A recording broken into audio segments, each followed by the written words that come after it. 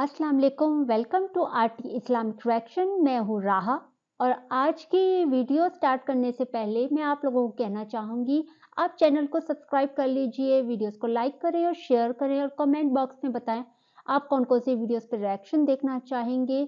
और बहुत-बहुत शुक्रिया वीडियोस को लाइक करने के लिए। और आज की जो वीडियो है वो है आवाज़े हक ऑफिशियल से। और आमिर भाई की डिबेट हो रही है, हिंदुइज्म वर्सेस इस्लाम, कौन सा धर्म बेटर है। सो अब पहले वीडियो देखेंगे, फिर मैं अपना रिएक्शन दूंगी।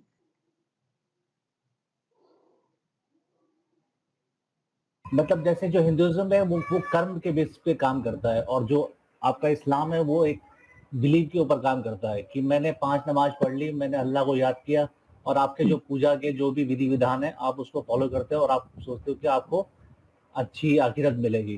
बट हिंदुइज्म में क्या होता है कि आपको एक अच्छे कर्म करने, चाहे यानी पूजा सोचना आप नहीं है, छोड़ दो। सोचे बिना कर्म किया जाता है। मैं आपको बता रहा हूँ, मेरे को अभी 2 मिनट नहीं दो नहीं, पहले। मैं ये समझा हूँ, आपने कहा इस्लाम में ये होता है आप मेरे को कि 2 मिनट नमाज दो पढ़ो, पहले, मैं जबकि बात करते जबकि फिर आप जंप नहीं करेंगे। नहीं, देखिए देखिए, मेरी आदत ये होती है, मैं स्टेप बाय स्टेप। अभी 1 मिनट मुझे वो मौका ब्रेक हो दीजिएगा थोड़ा। जाएगी, मैं आपसे बात बोल देता हूँ, फिर सबको समझ में आ जाएगी तो बात मैं क्या कहना एक चाहता मिनट, हूँ। 1 मिनट मुझे बात एक रख ले, जो आपने जुमला बोला है उस पे बोल लूं, फिर आप अपनी बात रखिएगा। आपने कहा जी इस्लाम से बेहतर हिंदुइज्म है। क्यों जी? क्योंकि इस्लाम, हिंदुइज्म कर्म पे काम करता है और इस्लाम बिलीफ पे काम करता है। कैसे जी? इस्लाम में मुसलमान ये मानते हैं कि जी नमाज पढ़ ली, रोजे रख लिए, इबादत कर लिए, चीजें कर ली तो उनको निजात मोक्ष मिल जाएगा, जबकि हमारा कर्म पर है। तो वो जो नमाज पढ़ी है वो क्या है? वो दिमाग के अंदर मैं पढ़नी है। वही वही चीज जो बता नेक रहा हूँ, काम करने हैं वो मैं दिमाग बता के रहा अंदर हूँ करने आपको, हैं। हाँ जी, मैं बता तो रहा हूँ आपको, अब समझ के ले हाँ, लो। जी जी ठीक है, जी। देखो, कर्म का मतलब ये मेरा ये नहीं है कि आप नमाज पढ़ना एक कर्म हो गया। हमारे हिसाब से कर्म करना किसी का भला करना होता है या किसी के हाँ, काम आना होता है तो बेसिकली। हमारे ठीक है, हिसाब से नमाज पढ़ने से मैं किसी के काम नहीं आता। हमारे हिसाब से नमाज पढ़ना ही सिर्फ कर्म नहीं है। फर्क यही तो है। आपने यानी एक स्ट्रॉ मैन इसे कहते हैं, इसी को ही कहते हैं कि आप एक ऐसी कंडीशन को, ऐसी अंडरस्टैंडिंग को हमारे ऊपर थोप रहे हो जो हम मानते ही नहीं है। हमने कब कहा है कि कर्म सिर्फ, हमारे नजदीक कर्म कहते हैं आमाल सालिहा, आमाल सालिहा। कुरान में अल्लाह ताला फरमाते हैं कि इन औज़ बिल्लाहि मिनश शैतानिर रजीम, इन्नल इंसाना लफी खुस्र इल्लल लज़ीना आमनू व आमिलुस सालिहात। अमले सालिह का पता है आपको किसे कहते हैं? पता है आपको? नहीं, मेरे को नहीं पता। हाँ, तो फिर इस्लाम पर जजमेंट न दें जब तक आपको पता नहीं कि इस्लाम मेरी में बात अमल को आप साले का सुन, तरीकाकार क्या है। मैं बात बता रहा हूँ आपको आपको। पता ही नहीं है तो 2 बात मिनट सुनूं देंगे, क्या मैं मैं? आपकी बात क्लियर कर देता हूँ ना। जी, ठीक है, मैं ये कह रहा हूँ, अमले सपोज साले, करो। पहले अमले साले को ले लेना ताकि आपको पता चले आप गलती कहाँ कर रहे हैं। अगर तो वाकई आप सीखना चाहते हैं इस्लाम की, क्योंकि आपने कहा मुझे नहीं पता, तो फिर मुझे पूछें कि आप बता दें। ये बताने में, इसमें लज्जा क्या है? कुछ शेम नहीं होनी बता दें चाहिए मेरे को, मुझसे। हाँ बता दें, मेरे को कोई दिक्कत हाँ, नहीं है। जबरदस्त जबरदस्त, थैंक यू। ताकि आपको पता चले कि जब इस्लाम और हिंदुइज्म का कंपैरिजन कर रहे हैं तो आपको टर्मिनोलॉजीज की अंडरस्टैंडिंग हो, तभी आप कंपैरिजन कर पाएंगे। अब सुने, अमले सालेह, सालेह सुलह से निकला है, स्वाद लाम हा, इसका मतलब होता है ठीक ठीक काम। वो सब काम जो समाज की ठीक करते हों, उसके पक्ष में हों, मनुष्यवाद की हानि ना करते हों, उनको कहा जाता है अमल सालेह। सलह यानी मिसाल के तौर पर अरबी जुबान में अगर मैंने मिसाल के तौर पर एक मोबाइल खराब हो गया, उस मोबाइल को ठीक करना होता है तो उसको बोला जाता है सलह, युस्लह, युस्लह हातिफ, ये युस्लह मोबाइल। किसी मोबाइल को ठीक करना, किसी समाज के अंदर रिपेयर करना, उसको कहते हैं सलाह। इस्लाह भी उसी से निकला है। इस्लाह कहते हैं रिफॉर्म, इस्लाह का मतलब होता है रिफॉर्मर, मुस्लिह को कहते हैं रिफॉर्मर, उसी से निकला अमले सालेह। तो अमले सालेह की ट्रांसलेशन होगी कि इस्लाम हर उस चीज को अमले सालेह कहता है जो समाज की हानि, समाज से हानि को दूर करते हों और मनुष्य जाति के पक्ष में काम करते हों, उसकी बेहतरी के लिए, उसको कहते हैं अमले सालेह। अब मुझे बताओ, कर्म और अमले सालेह एक डेफिनेशन में आए कि नहीं आए? लग तो रहा है। हाँ, ये है कमाल। तो इसीलिए अब नई चीज लेके आए, क्योंकि हमारे नजदीक कर्म सिर्फ नमाज पढ़ना नहीं है, पार्ट ऑफ इट है। जैसे मिसाल के तौर पर कोई बंदा ईश्वर से प्रार्थना करता है, पार्ट ऑफ कर्म, पार्ट ऑफ धर्म। कर्म कांड किसे कहते हैं? यही है, धर्म पर चलने को, उस धर्म में ईश्वर की प्रार्थना, उसकी उपासना, उसके दिए हुए प्रायश्चित धर्म को पालन करना, यह भी कर्म है। यानी धर्म पर प्रैक्टिस करना, उसको कहते हैं कर्म। अब वो धर्म सिर्फ मंदिर तक नहीं है, वो पूरे समाज में है। ऐसे ही इस्लाम में कर्म सिर्फ मस्जिद तक नहीं है, पूरे समाज में है। इससे मुझे नहीं पता चलता कि इसमें कॉन्ट्रडिक्शन कैसे, ये तो बिल्कुल पैरेलल चल रहे हैं। ये सिर्फ गलती पड़ती है सूर्या भाई अंडरस्टैंडिंग के ऊपर, क्योंकि आपको लगा आप ऐसे मुसलमानों से मिले जो कहते हैं जी इस्लाम में दीन, कहते हैं जी नमाज पढ़ने को फलाना कहते हैं, नहीं नहीं नहीं वो गलत है, मैंने आपको आयत दे दी, वो गलत है, ठीक है ना जी। बहुत शुक्रिया। मैं आपको एक एग्जांपल देता हूँ, फिर आप मेरे को बताना कि किस तरह से अप्लाई होती है आपकी आयत। जी जी जी जरूर। सपोज करो कि एक दो पड़ोसी हैं, एक मुसलमान है एक हिंदू है। एक मुसलमान भाई है, वो अपने सारे जितने भी इस्लाम के अच्छे चीजें बताई गई कि ये फॉलो करोगे तो आप जन्नत जाओगे, वो करता है। और उसका काम क्या है बेसिकली, वो रोज बकरे काटता है और कसाई है, वो काट के जो भी जितने भी एनिमल आपके हलाल हैं वो काटता है, बेचता है, काटता है, बेचता है, ठीक है। और वो अपने सारे जितने भी उसके अच्छे वो मतलब अमाल है वो पूरे कर रहा है इस्लाम के तौर से, और उसे पता है कि भाई वो तो जन्नत जाएगा। दूसरी तरफ हिंदू है, वो जितने जानवर उसके बीमार पड़ते हैं वो उसको डॉक्टर की तरह ठीक करता है, उसका इलाज करता है, वो उसका पेशा है। एक कसाई है और एक डॉक्टर है उसी जानवरों का, ठीक है। बट वो हिंदू है, बट वो अपने पूजा अपनी विधि विधान से करता है, वो अपना शिरक करता है, जो भी मर्जी करता है वो अपने हिसाब से करता है। दोनों मर गए एक दिन। एक गया जन्नत मुसलमान, उसको तो वो बकरे काटे, बेचे, खाए, मारा पीटा, सब कुछ किया और वो पहुंच गया जन्नत। एक उन्हीं बकरों को ठीक कर रहा है सुबह शाम, उनका इलाज करके अपना पेशे से काम कर रहा है, वो पहुंच गया क्या कहते हैं आपने नरक। तो ये बात मुझे समझ में नहीं आती इस्लाम में। ये हाँ मैं समझाता हूँ। अब मैं एक उदाहरण मैं देता हूँ, एक उदाहरण आपने दिया ना, अब जो मैं उदाहरण दूंगा वो आपके इस उदाहरण का उत्तर भी होगा और आपसे एक प्रश्न भी होगा, ठीक है ना।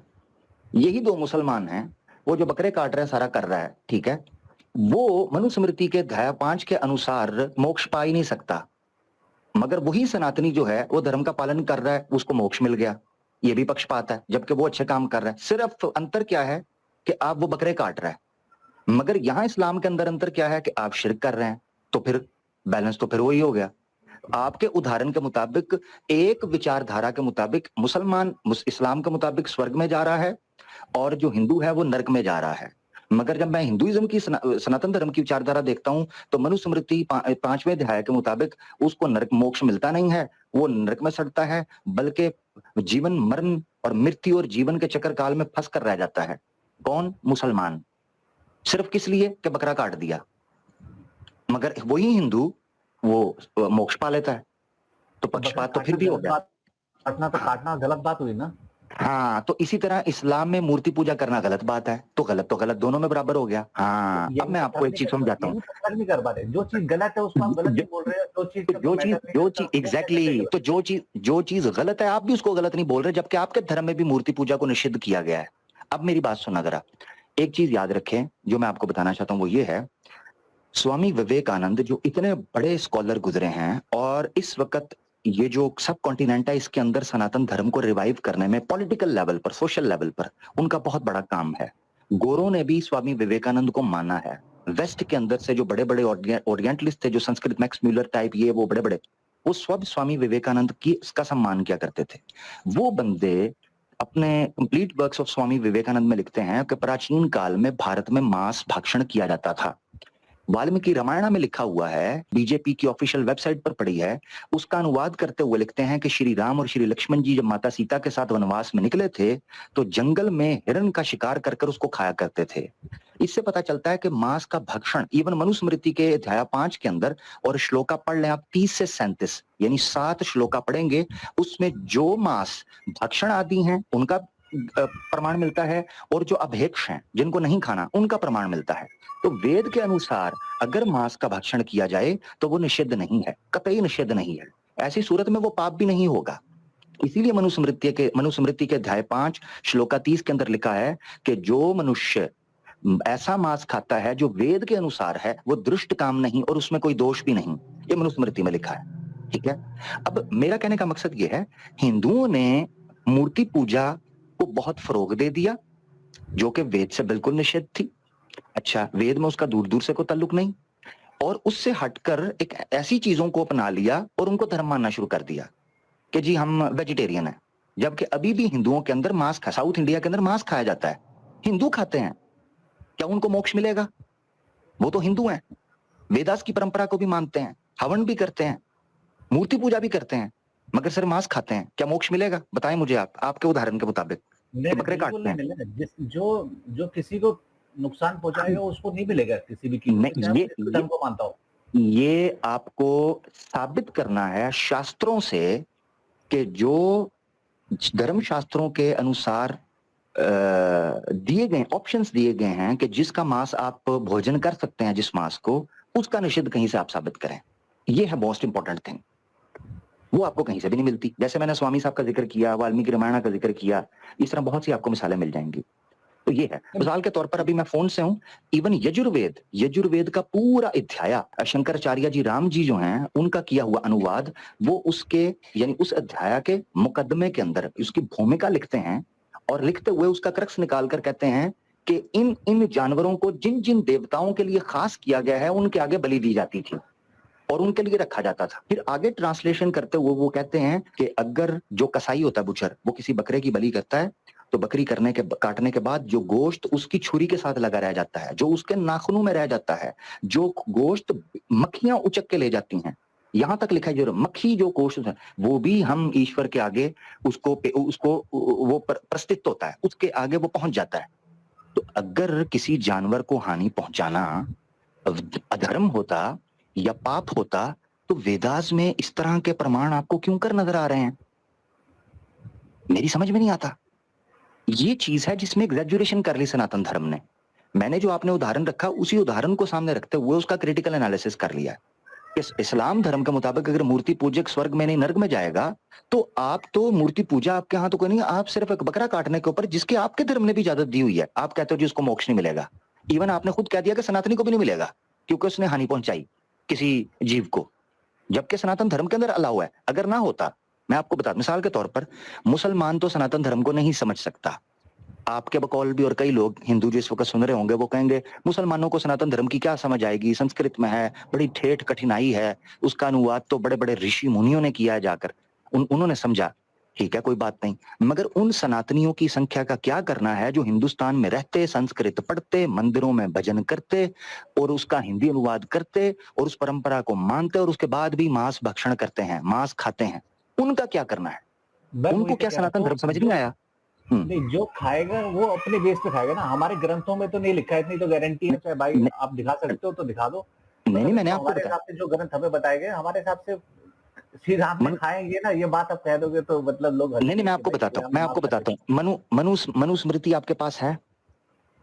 मैंने कोई किताब नहीं पढ़ी, मैं सच बता रहा हूँ। मैंने आज तक कोई हाँ, सूर्या भाई देखें सूर्या भाई, कितनी अनफॉर्चुनेट बात है कि इस्लाम की टर्म्स के बारे में भी आप, नो प्रॉब्लम, इस्लाम का तो चलो बेनिफिट ऑफ डाउट है क्योंकि आप इस्लाम धर्म में थे नहीं, तो मैं आपको जस्टिफिकेशन देता हूँ कि नो प्रॉब्लम। कितनी अनफेयर बात है कि इस्लाम की टर्म्स का तो चलो आपको नहीं पता, आपने सनातन धर्म का भी शास्त्र नहीं पढ़ा सूर्या भाई, उसके बाद कैसे जजमेंट दोगे, कैसे एनालिसिस करोगे कि सनातन धर्म बेहतर है? खुद सोचो, अपनी बुद्धि को रखो। आप खुद कहते हो ना सनातन धर्म के अंदर तर्क इस्तेमाल करने को जो है ना वो अप्रिशिएट किया गया है और कुतर्क से मना किया गया है। आप खुद सोचो कि कुतर्क और तर्क की किस नींव के ऊपर आप खड़े हो जब आपने शास्त्र नहीं पढ़ा। मनुस्मृति में आपको कह रहा हूं, लिख लो, अभी पॉइंट है। मनुस्मृति अध्याय 5 श्लोका 30 से लेकर 37 पढ़ ले। इस रेफरेंस पे भी मेरा एक कहना ये है, ये जितनी भी किताबें हैं लिखी तो इंसानों ने लिखी है ना करिए, उसके पीछे कोई ना कोई राइटर तो मिलेगा, चाहे वो कहीं का कहीं भी किसी भगवान ने खुद नहीं लिखी है इस किताब। सूर्या भाई जो कंपैरिजन आप कर रहे हैं, आप भी तो मनुष्य हैं, या कह दें आप ईश्वर हैं, परमात्मा है, तो फिर आपकी बुद्धि को क्यों मानूं मैं? कमाल करते हैं सूर्या भाई, ऐसे तो सोसाइटी कोलैप्स कर जाएगी। मनुष्य लिखते हैं, उन पर विश्वास किया जाता है। हाँ, जब तक कि ऐसा प्रमाण ना आ जाए कि वो किसी ऐसी ऑथेंटिक चीज के विरुद्ध जा रहे हैं जो स्टैब्लिश हो चुकी हुई है, That's the only way we can escape from this। मगर मसला ये है कि जब आप ये कहते हैं कि वो भी तो किसी मनुष्य ने लिखी है, तो सूर्या भाई आप भी केवल एक व्यक्ति और मनुष्य ही हैं साधारण, आप देवता नहीं हैं, ना आप ईश्वर हैं। तो फिर आपकी बुद्धि और आपके तर्कों को क्यों मैं सब मान दूं? मैं तो फॉर्मूला सेट कर दिया ना आपके सामने। नहीं, कोई बात अगर कोई गलत लिख देगा, चाहे वो कितना बड़ा भी विद्वान हो, चाहे कुछ भी हो, तो उसकी बात हम कैसे मान लें? सूर्या भाई गलत तो मैं बिल्कुल आपके साथ हूं। अगर कोई गलत लिखेगा उसको नहीं मानना चाहिए, मैं आपसे सहमत हूं, मगर गलत को गलत साबित तो करना होगा ना। अब आप सूर्या भाई आपने पढ़ा तो नहीं, आप खुद मान रहे हो, मगर किसी शास्त्र को गलत कहने के लिए स्वयं आपके पास ज्ञान तो होना चाहिए। आप खुद अज्ञानी हैं उस शास्त्र के बारे में या उस प्रमाण के बारे में, मगर आप क्लेम कर रहे हैं कि जी वो गलत है। भाई गलत कहने, मैं मिसाल के तौर पर सनातन धर्म को गलत कहूंगा तो आप कहेंगे अरे भाई तुम कौन होते हो गलत कहने वाले, कभी पढ़ा है? मैं कहूं नहीं तो आप कहेंगे मूर्ख, तुझसे कोई है ही नहीं, ये सनातन धर्म पढ़ा तो नहीं मगर चल पड़ा है गलत कहने के लिए। अफसोस की बात तो ये है कि आपने खुद भी सनातन धर्म नहीं पढ़ा मगर गलत कहने में जोर दे रहे हैं। आप मनुस्मृति पढ़िए, किसी बुनियाद पर उसको गलत कहिए, क्या वो वेद से विरुद्ध जा रहा है? मिसाल के तौर पर गौतमा, ऋषि गौतमा ने धर्मसूत्र लिखा है, और धर्मसूत्र के दूसरे अध्याय में वो इस चीज का प्रमाण पेश करते हैं कि अगर श्रुतिज और स्मृतिज आपस में विरुद्ध जा रही हों तो हम श्रुतिज को प्रमाण मानेंगे और उसको धर्म मानेंगे। आप दिखा दें कि मनुस्मृति का ये प्रमाण, क्योंकि वो स्मृति है, श्रुति से कहीं विरुद्ध जाता हो, और जाना स्पेसिफिक चाहिए। मिसाल के तौर पर मेरी कई सनातनियों से बात हुई, वो मांस भाक्षण के ऊपर इसको हिंसा इस प्रकार कह रहे होते हैं कि उपनिषद के अंदर किसी जगह पर ये लिखा होगा। मिसाल के तौर पर मैं चलें मांस खाने के हवाले से उपनिषद का हवाला दे देता हूँ। उपनिषद तो श्रुतिज की कैटेगरी के अंदर समझा जाता है एक प्रकार से उपनिषद। अब कौन सी उपनिषद है? बृहद आर्यन का उपनिषद है, ठीक है, और उसका चौथा अध्याय है, छठा अध्याय है, चौथा ब्राह्मण है, और 18वां और 19वां मंत्र है, उसका श्लोक है। वो आप देखें, उसमें लिखते हैं, और मैं ट्रांसलेशन जिसकी पेश कर रहा हूं वो राय बहादुर जालम सिंह हैं। अगर कहीं, मैं इस वक्त मोबाइल से बात कर रहा हूं, अगर आप कहेंगे तो मैं लैपटॉप से आपके साथ स्क्रीन शेयर कर दूंगा। वो लिखते हैं कि जिस व्यक्ति की इच्छा हो कि उनका पुत्र भाषण आदि चारों वेदों का ज्ञानी, शक्तिमान टाइप का आदमी हो, सुपर हीरो बने, और जिस सभा में बैठे केवल जीत ही उसका मुकद्दर बने, सुल्तानों का सुल्तान हो, तो उसको चाहिए कि पति पत्नी मिलकर बाथ में, चावलों में बैल का मांस अच्छे से पकाकर खावें। इसी प्रकार वो समर्थ होंगे इस तरह के संतान को उत्पन्न करने में जो कि चारों वेदों का ज्ञानी होगा, यानी विज्ञानी। अब मैं कहता हूं उपनिषद में ये लिखा है, आप चेक कर लें, मैंने पूरा हवाला दे दिया है, अगर कहेंगे स्क्रीन भी शेयर कर दूंगा। सवाल ये उठता है कि जब मनुस्मृति ये कह रही है मांस खा सकते हैं, उपनिषद ये कह रही है, वेदास में उसकी निंदा मौजूद नहीं, बल्कि वेदास में कटने की बात यजुर्वेद का पूरा अध्याय मौजूद है। आप खुद निकल जाएं और उसको देखकर मुझे बताइएगा। अब किस प्रकार उसको गलत कहें, क्योंकि धर्मसूत्र ने श्री ऋषि गौतम ने ये उसूल रख दिया, नियम रख दिया कि श्रुति स्मृति तब तक मानी जाएगी जब तक वो श्रुति से विरुद्ध ना हो, और यही मनुस्मृति में भी लिखा है पहले अध्याय के अंदर। मनुस्मृति भी यही बात करता है कि अगर मेरी कोई बात यानी श्रुतिज की कोई बात वेदा से विरुद्ध नहीं है तो उसको मानने में क्या आपत्ति हो सकती है। अब धर्म आपका नाम तो नहीं होगा ना, या तो आप कह दें कि मैं स्वाधर्मा, हमारे पास एक भाई आया था वो कहता है मैं स्वाधर्मा लेकर चलता हूं, तो स्वाधर्मा भी एक व्यक्ति का ही है ना, मनुष्य का है, हम क्यों उसको सिद्ध माने? ये है सारी समस्या मेरे भाई। मैं आशा करता हूं कि आप जो मैंने प्रयास किया है आप उसके साथ चले होंगे। ठीक है, आप एक बार चेक करके वापस आओ। जी जरूर चेक करें मेरा भाई। Thank you sir, all everyone. Thank you. असल में कंपैरिजन करने के लिए आपको दोनों चीजों की समझ बूझ बड़ी जरूरी है। अब वो सनातन धर्म के कर्म को तो कर्म मान रहे हैं, मगर हमारे कर्म की डेफिनेशन ही उनको नहीं पता। कोई भी मुसलमान अगर ये आपको पेश करता है कि अमल सालेह या आमाल सालेहा सिर्फ उन चीजों को कहा जाता है, ये इबादत, नमाज, रोजा, ये वो, उसको नहीं पता, उसको पता ही नहीं है कि आमाल सालेहा है क्या। अल्लाह के रसूल ने फरमाया है, हदीस है, ला तहकिरन्ना मिनल मारूफी शैआ वलौ अन तल्का अखाका बिवजहिन तल्कन। नेकी में यानी पाप पुण्य के कर्म में से किसी कर्म को भी हीन मत जानो, यानी छोटा मत समझो, चाहे तुम्हें अपने किसी भाई की तरफ मुस्कुरा कर ही क्यों ना देखना हो। यानी अपने भाइयों को यानी मनुष्य को मुस्कुरा कर देखना भी इस्लाम में पुण्य का काम, कर्म माना जाता है। इतनी बड़ी बात है। अच्छा, फिर एक हदीस है कि अल्लाह के रसूल ने फरमाया कि इस्लाम यानी बयान फरमाते थे कि इस्लाम इतनी बड़ी रहमत है सोसाइटी या समाज के लिए, इतनी बड़ी बात है कि हमारे नजदीक रास्ते में जाते हुए पत्थर हटाना भी इस्लाम का कर्म है, धर्म का कर्म है। आप मानते हो इस चीज को? ये हदीस है। तो हमारे नजदीक इस्लाम में कर्म सिर्फ मस्जिद तक पाबंद नहीं है। मस्जिद तो एक ट्रेनिंग सेंटर है जहां पर हम ये वादा करते हैं अल्लाह से कि इहदिनस सिरातल मुस्तकीम, हमारी ट्यूनिंग करो। यानी ऐसे है मिसाल के तौर पर कि कोई बंदा, ये बड़ी इंपॉर्टेंट मिसाल है, जरा गौर से देखिएगा। सनातनी भाइयों के लिए आमतौर पर गलती ये लगती है कि वो ये समझते हैं कि गाड़ियां जो हैं वो सिर्फ शोरूम के लिए बनी होती हैं, ठीक है ना। गाड़ी शोरूम में शो पीस, शो केस की जाती है, उसमें चलना रोड पर होता है। इसी तरह समझें कि मुसलमान मस्जिद में अपनी ट्यूनिंग और सर्विस के लिए जाते हैं। वहां रहने के लिए नहीं, उनको निकल कर अच्छे प्रकार से अच्छे कर्म वो समाज में ही करने हैं। अब कोई मुसलमान अगर 5 वक्त नमाज पढ़ रहा है और बाहर आकर झूठ बोलता है, चोरी करता है, धोखा देता है, तो जान लो कि उसने इस्लाम धर्म का पालन नहीं किया, ना उसके कर्म अच्छे हैं। वो कितनी ही नमाजें क्यों ना पढ़ता हो, उसकी नमाजें लपेट कर उसके मुंह पर मार दी जाएंगी कि पकड़ अपने कर्म। ये कर्म करने के जो थे वो बाहर भी वो कर्म करने थे। ये है इस्लाम जिसके कर्म की हम बात करते हैं।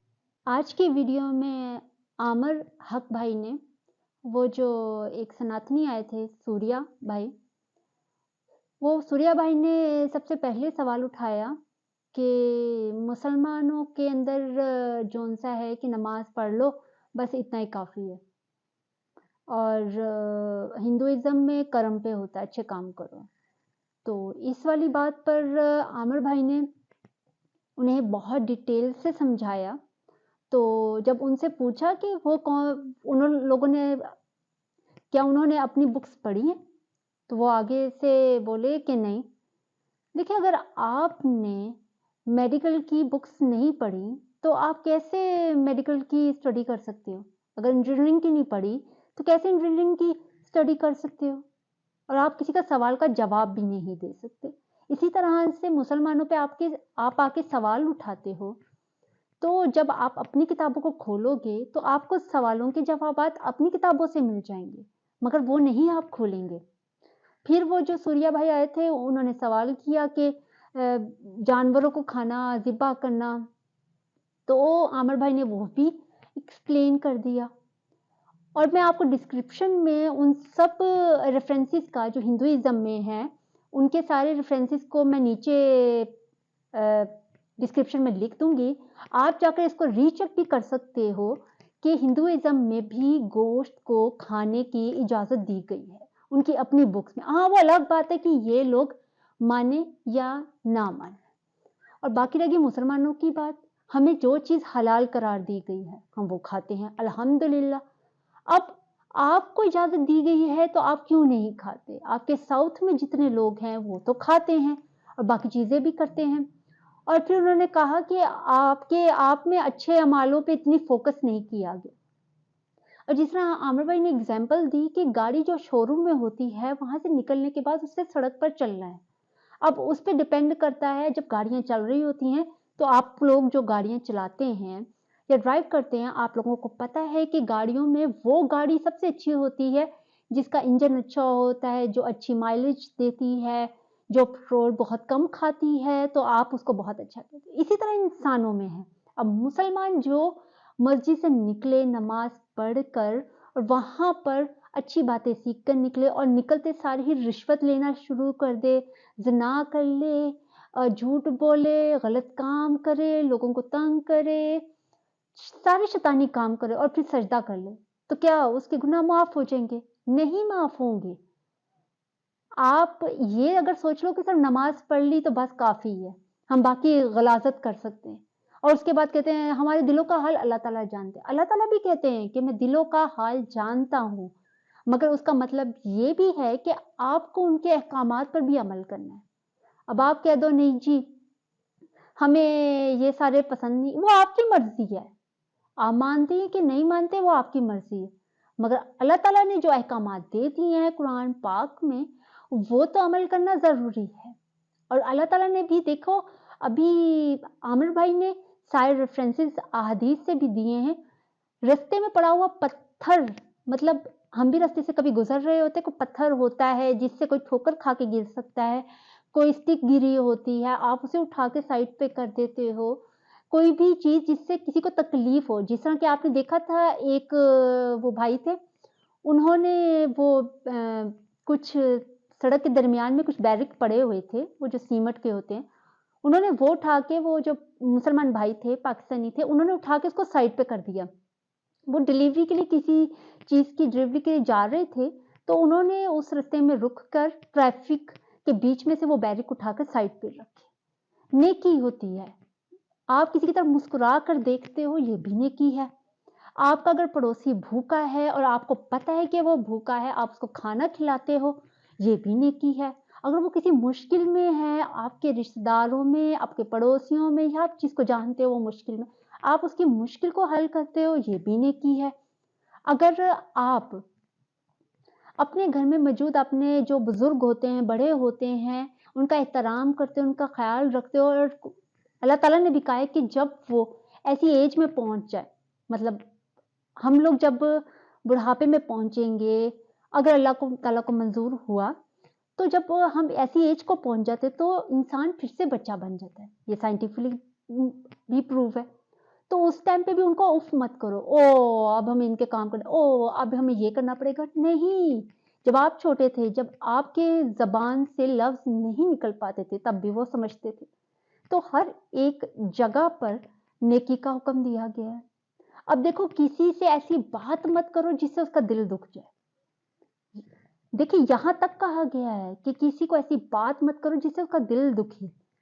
हर इंसान को उसका दिल रखो भी। अगर आपके साथ अपनी कोई खुशी शेयर करता है, उससे और ज्यादा खुश हो। अगर आप अंदर से खुश नहीं होंगे, तो आपके चेहरे पर भी वो खुशी नजर नहीं आ सकती। इसीलिए अल्लाह ताला ने भी कहा है कि मुनाफिकीन की जगह नहीं है यहाँ। मुनाफिकीन, वो कहते हैं ना, डबल फेस वाले लोग होते हैं।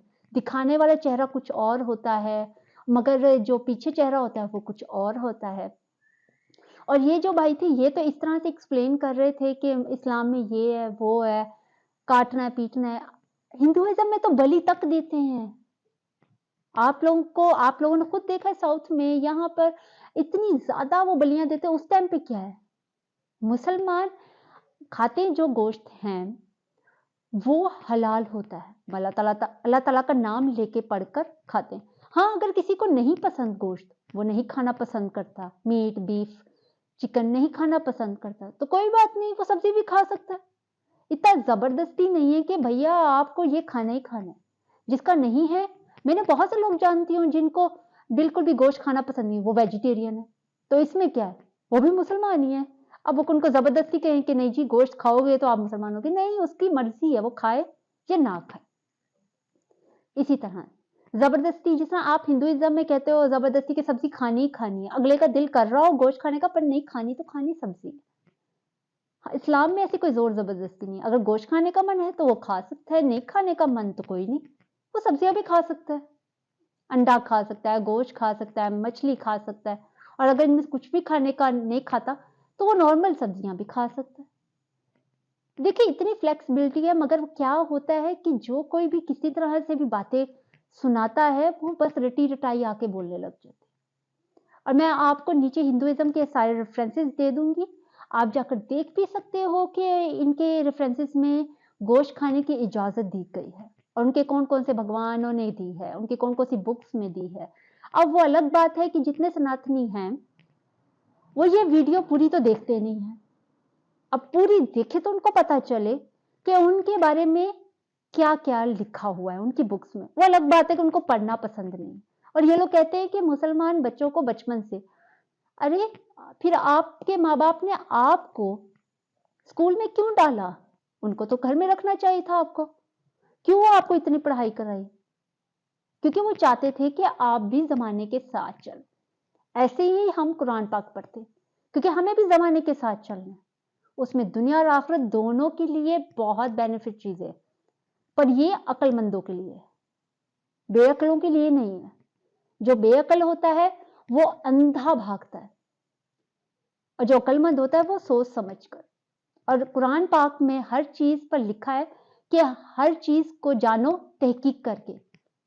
तहकीक का मतलब होता है उसके बारे में जानो, उसके बारे में खोज लगाओ, ये कैसे बनी, कैसे हुई। इतनी खोज लगाई तो आज इतनी ज्यादा चीजें इजाद हुई हैं, इन्वेंट हुई हैं। अगर नहीं लोग सोचते तो आज क्या बनती। यही तो बात होती है अक्लमंदों की। इसी के साथ मैं आप लोगों को कहना चाहूंगी, आप चैनल को सब्सक्राइब कर लीजिए, वीडियोस को लाइक करें, शेयर करें, और कमेंट बॉक्स में बताएं आप कौन कौन सी वीडियोस पर रिएक्शन देखना चाहेंगे। अपना ख्याल रखें, अपने प्यारों का ख्याल रखें। अल्लाह निगहबान।